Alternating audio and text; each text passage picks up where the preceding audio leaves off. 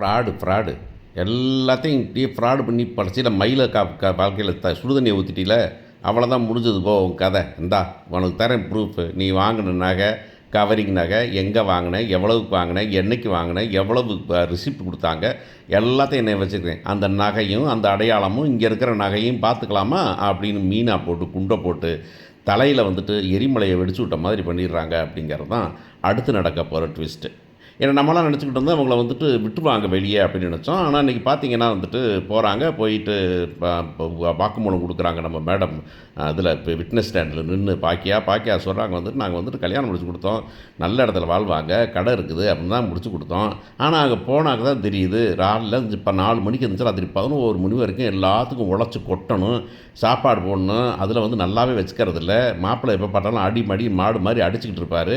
இதெல்லாம் தாண்டி வந்துக்கிட்டு இவளை வந்து வேலைக்கும் போய் சம்பாதிச்சும் கொண்டு வான்னு சொல்லியிருக்கிறாங்க. எப்படி ஜட்ஜையா நியாயம் அப்படின்னு. என்னதாம்மா சொல்ல வாரீங்க அப்படின்னா, ஒன்றும் இல்லையா, இதுமாதிரி வந்துக்கிட்டு நீங்களும் மருமகனும் ஒன்றா வாழணும், மருமகனும் மகனும் ஒன்றா வாழந்தான் சொல்கிறீங்களா, இவ்வளவு கொடுமைக்கு பிறகுமா அப்படின்னா, ஆமாங்கய்யா ஒன்றா தான் வாழணும், ஆனால் அந்த வீட்டில் இல்லைங்க, அந்த வீட்டில் குடும்பப்படுத்திடுவாங்க. அதனால் என்ன பண்ணுறீங்க, தனியாக ஒரு கண் கொடுத்த போகட்டும், அப்புறம் அவங்க வருமானத்துக்கு வழி வேணும்ல, அந்த கடையை இவங்க பேர் எழுதி வச்சுட்டாங்கனாக்கா பேசாமல் கடையை பார்த்துட்டு இவங்க சந்தோஷமாக வாழ்வாங்கய்யா அப்படின்னு. உடனே அங்கே மீனா சொல்கிறது தான், ஆஹா வேறு யாரும் வேண்டியதே இல்லை, மயிலக்கா வாழ்க்கையை கெடுக்கிறது இந்த மூளை போதும், குடும்பம் வேண்டாமா ஆனால் கடை வேண்டுமா, என்ன அக்கிரமம் அந்த பொம்பளை அப்படின்னு சொல்லிக்கிறாங்க. உடனே சரிம்மா அப்படின்னு சொல்லிவிட்டு அப்புறம் வரார் நம்பால் பாண்டியன் வராரு. பாண்டியன் ஐயா இப்படிலாம் வந்து பண்ணுற ஆளுகளே இல்லை, அவங்க எல்லாமே பொய் சொல்கிறாங்க, நல்லா தான் பார்த்துக்கிட்டாங்க. இந்த பிள்ளை பொய் சொல்லி வச்சுருந்துச்சு, பொய் சொன்னதை என் மகன் தாங்க மாட்டாமல் சொல்லிட்டான், அவ்வளவுதான் அப்படின்னு. சரவணன் வந்து சொல்கிறாரு, ஐயா எல்லாம் பொய்யா, நான் அந்த பொய்யை மறைச்சிடலான்னு தான் பார்த்தேன், என் குடும்பத்துக்கு தெரிய வேணான்னு பார்த்தேன், அதுக்கு மேலே என்னால் தாங்க முடியலையா, வயசில் பொய், படிப்பில் பொய், குழந்தையில் பொய், எல்லாமே அப்படிங்க. இந்த குழந்தை சர்டிஃபிகேட் சொல்கிறாரு, வக்கீல் சொல்கிறாரு, குழந்தை வந்துட்டு அவங்க வந்துட்டு ப்ரெக்னென்ட்டே ஆகலை அப்படிங்கிற சமாச்சாரத்துக்கெல்லாம் பொய் தான் சொல்லி நடிச்சிருக்காங்க அப்படிங்கிறதுக்கெலாம் நாங்கள் வந்துட்டு சர்டிஃபிகேட் வச்சுட்டோம் ஐயா, ப்ரூஃப் கொடுத்துருக்குறோம் அப்படிங்கிறாங்க. ஆனால் சரவணன் சொல்கிறாங்க, என்ன வேணாலும் பண்ணுங்க, ஆனால் ஒன்று, இனிமேல் அவள் மூஞ்சில் முடிச்சுட்டா என்னால் வாழ முடியாது. ஏன்னா இந்த பிள்ளை அம்மா என்னம்மா நீ என்னம்மா சொல்கிற, நீ என்னமோ சொன்ன அவர் என்னமோ சொல்கிறாருமாம்மா அப்படிங்கும்போது அட்டி பின்னி பிடிவேன் அப்படின்னு நம்ம சொல்லல. நீ சொன்னார் அழுவட்டன்னு சொன்ன மாதிரி அடி பின்னி பிடிவேன். மூஞ்ச பார்த்தாவே கடுப்பாகுது எனக்கு. இந்த என்ன இன்னும் 1ஆம் கிளாஸ் பிள்ளை மாதிரி இப்போ அம்மான்னு தொங்கிக்கிட்டு கர்மத்தை உன் வாழ்க்கையை ஒன்றால் பண்ணிக்க முடியலனாக்கா, இதெல்லாம் தெரியலேன்னு சொன்னால் எனக்கு இந்த இக்னரன்ஸ் இஸ் நாட் பிளிஸ் அப்படின்னு ஒரு இங்கிலீஷில் இருக்கும். அந்த மாதிரி இதெல்லாம் தெரியாது, அப்படியே பாவம் இப்படியே வந்து பச்சை மண்ணாக வளர்ந்துருச்சு அப்படின்னாக்கா, இந்த பச்சை மண்ணு தான் சொன்னதா அப்படின்னு சரவணன் கேட்கணும். இந்த பச்சை மண்ணு தான் சொன்னதுங்கயா, எல்லாத்தையும் பண்ணி போட்டு நான் வந்து எங்கள் வீட்டில் சொல்லிடுவோங்கிறதுக்காக எங்கள் வீட்டில் என் மேலே பழிய போட்டு நான் வந்து ஏதோ ஒரு பிள்ளையோட தொடர்பு இருக்குன்னு சொல்லிட்டாங்கயா, இவரோட வாழ முடியாதுங்க எனக்கு, மாமா இப்படி சொல்லாதீங்க மாமா அப்படின்னு அங்கேருந்து அந்த எந்திரிச்சு சொல்லுது அந்த பிள்ளை. சத்தியமாக சார் யாருக்காவது அந்த பிள்ளையை பார்த்தா பரிதாபமாக இருக்குமான்னு எனக்கு தெரியல. எனக்கு பரிதாபமாக இல்லைங்க, எனக்கு பார்த்தாக்க காண்டாகுது எனக்கு அப்படிங்கிறது தான்.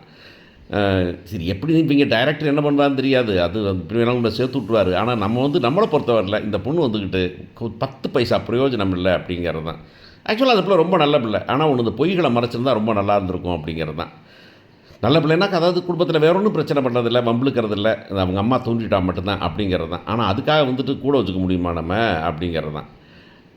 உடனே வந்துட்டு சொல்கிறாங்க, 2 வக்கீல் வந்துருக்காங்க, பொன்பூசன் ஐயா அதில் ப்ரூவ் பண்ணியிருக்கிறான், இவங்க கொடுமையாக பண்ணலைங்க, பொய் சொல்லியிருக்காங்கயா அப்படின்னு. இல்லை பக்கத்தில் பார்த்தவங்களாம் இருக்காங்க, பக்கத்தில் பார்த்தவங்களாம் முன்னுக்கே சொல்லியிருக்காங்கயா, அதெல்லாம் சப்மிட் பண்ணியிருக்கிறோம், இப்படி வந்து யாரும் அவங்க துன்பப்படல, ஒரு சத்தம் கூட கேட்டதில்னு சொல்லியிருக்காங்கன்னா அப்போ சொன்னாங்க. ஆனால் இன்றைக்கி 2 பேர் சொல்கிறதுக்கு ரெடியாக இருக்காங்க. ஆனால் யார், நான் 8th வீட்டில் இருக்கவங்களே சொல்கிறாங்க அப்படின்னு. உடனே சரி கூப்பிடுங்க, நான் முத்துவேல் வராரு. அந்த பொண்ணு வந்த அம்மா உடனே ஐயா சொல்லிருங்கய்யா அப்படின்னு வந்துட்டு கேட்குற மாதிரி வடிவேல் சொல்கிற மாதிரி மூஞ்சியை காமிக்குது.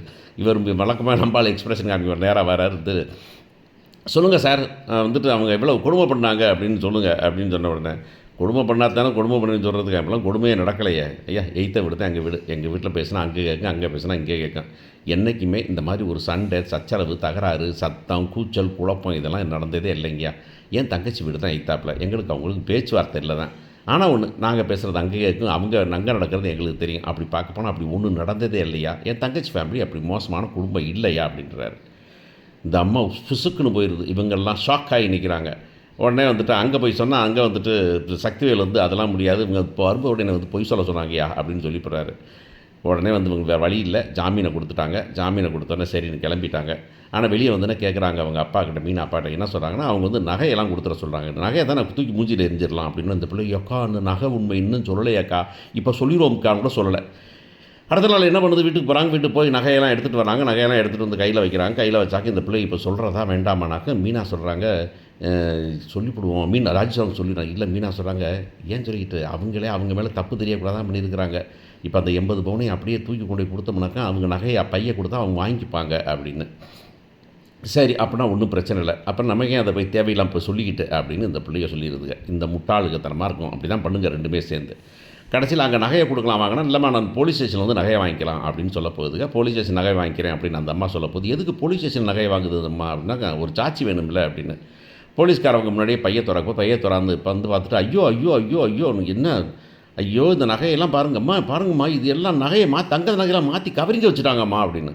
என்னது அப்படின்னு எடுத்து பார்த்தாக்க உடனே ஒரு நகை கடைக்காரர் கூப்பிடு அப்படின்னு சொல்கிறேன். ஆமாம் மேடம், இதெல்லாம் இது மட்டும் தான் மேடம் தங்கம், இதெல்லாம் மாறி போச்சு. அம்மா மேடம், நான் கஷ்டப்பட்டு சேர்த்து இல்லாமல் சேர்த்து 80 பவுன் நகையை வாங்கி கொடுத்தேன் மேடம். ஆனால் 80 பவுனில் வந்துட்டு பாருங்கள் 8 பவுன் 10 பவுன் 10 கூட இருக்காது போல இருக்கே, 8 பவுன் தான் இருக்கும் போல இருக்குது. மீதி எல்லாமே வந்துக்கிட்டு அப்படியே கவரிங் பாருங்கள் எல்லாம் மாற்றிட்டாங்க. என்ன ஏமாத்து குடும்பம் பாருங்கள் மேடம், பிடிச்சி உள்ளார போடுங்க நீங்கள் அப்படின்னு சொல்கிறாங்க. மீனா வந்து, ஏமா ஞாபகம் இல்லையா உனக்கு, இப்படி பண்ணது ஞாபகம் இல்லையா உனக்கு அப்படின்னாக்கா, என்ன ஞாபகம் இல்லையா, நீங்கள் மொட்டை மாடில் வச்சு பேசிகிட்டு இருந்தது எப்போ பேசிகிட்டு இருந்தோம், இல்லை நீயா சும்மா உங்கள் குடும்பத்தை காப்பாற்றுக்காக பதிச்சுட்டு இருக்காத, மொட்டை மாடில் நீங்கள் பேசிகிட்டு இருந்தீங்க, மீனாக்கா மயிலாக்கா சொன்னாங்க அப்படி ராஜிக்கெல்லாம் தெரிஞ்சா என்ன ஆகுன்னு கேட்டாங்க. அப்போ நீ வந்து நான் வந்தோன்னே வந்துட்டு எம்மா தயவு செஞ்சு சொல்லிடாதீங்க, ஏம்மா போன வாரம் உங்கள் வீட்டுக்கு வந்தேன்ல மயிலாக்கா கொஞ்சம் பொறுமையாக இருங்கன்னு சொல்ல, அப்பையும் சொன்னீங்கல்ல இந்த நகை விஷயத்தை சொல்லிடாதீங்கன்னு என்கிட்ட சொன்னீங்க நீங்கள் அப்படின்னா. அதெல்லாம் நான் சொல்லவே இல்லை. நீ என்ன பிரீச்சரா மேடம், எல்லாம் வந்து செக்யூரிட்டி போகிறாங்க மேடம், எனக்கு 72 பவுன் நகையும் இப்போ வேணும், 80 பவுன் நகை எனக்கு வேணும்னு சொல்லுங்கள் மேடம் அப்படின்னு ஒன்று. 80 பவுன் நகை வேணுமா, வாங்கின நகையே வேணுமா அப்படின்னா, ஆமாம் நான் வாங்கின கொடுத்த நகையே வேணும். அப்போ நீங்கள் எங்கே வாங்கினீங்களோ அந்த கடைக்காரங்க சொல்லிடலாமா அப்படின்னா, என்னது அப்படின்னாக்கா, மேடம் இத்தனாந்தேதி இந்த கவரிங் கடைக்கு போயிருக்காங்க அப்படின்னு ஃபோனை காமிக்க போகுது. ஃபோனை காமிச்சிங்க பாருங்கள், அங்கே நகைக்கிட்டு கடைக்குள்ள நுழைஞ்சதை பார்க்குறேன் அப்படின்னு. நகைக்கிட்ட நுழைஞ்சதா, அங்கே நான் சும்மா போயிருப்பேன் எதையா எடுத்துருப்பேன். இல்லை அந்த டூப்ளிகேட் பில்லு வாங்கிட்டு வந்து நீங்கள் பார்க்குறீங்களா நீங்கள் அப்படின்னு. என்னது டூப்ளிகேட் பில்லா, ஆமாம் டூப்ளிகேட் பில்லு தான், அதான் வாங்கிட்டேன், எல்லாம் எங்கள் அப்பாவுக்கு தெரிஞ்ச கடை தான் அந்த கடை, இந்த டூப்ளிகேட் பில் வாங்கியிருக்கேன். பில்லை பாருங்கள் மேடம், பாருங்கள் இந்த நகையெல்லாம் இந்த நகை தான் அப்படின்னு சொல்கிறதுக்கு அந்த கவரிங் நகை கடைக்காரையும் கூட்டு வந்திருக்கேன் மேடம். என்னது கவரிங் நகை கடைக்காரை கூட்டு வந்திருக்கலாம். ஆமாம் மேடம். உடனே அவர் வந்து, இந்த மேடம் இந்த பில்லு ஒன்று எடுத்து இது எல்லாம் கவரிங் எங்கள்கிட்ட வாங்கினதான், இத்தனாந்தேதி தான் வாங்கினாங்க, இது ப்ரூஃபு அப்படின்னு ஒன்று. அடி ஃப்ராடு அப்படின்னு இந்த போலீஸ்கார அம்மாவை எவ்வளவு தான் பண்ணுவேன். ஐயே நீ என்ன இப்படி வந்து உன் மக வாழ்க்கையில் மண்ணை தூக்கி போட்ட அப்படின்னா, மேடம் அதெல்லாம் இல்லை மேடம், சும்மா இதெல்லாம் கோர்ட்டில் வச்சோன்னு வச்சுக்க உன்னை பின்னியே விடுவாங்க, கம்முன்னு மரியாதையை போய் மன்னிப்பு கேட்டு கம்முன்னு கேட்ட, இல்லை நானே தூக்கி உன் ஃபோர்ஜரி கேஸில் தூக்கி உள்ளார வச்சிருவேன். அட ஃப்ராடு குடும்பமே அப்படின்னு ஒன்று. இந்த அம்மா வந்துட்டு அதுக்காக என் மகளை விட்டு கொடுத்துமா, மைனா என்ன பண்ணேன்னு தெரியாது, என் மகளை வந்து அங்கே சேர்த்து வாழ வச்சிரு. ஆமாம் இதெல்லாம் முடியாது, நீ போய் உங்கள் மகளை வாழ்க்கையை பாருங்கள், உங்கள் மகை வாழ்க்கையை கெடுத்தது சரவண மாமாவோ பாண்டியன் குடும்பமோ இல்லை, சரவண வாழ்க்கையை கெடுத்ததே நீ தான், அவ்வளோதான் அப்படின்னு சொல்லிட்டு போகிறாங்க. இந்த அம்மா அடுத்த ஸ்டெப்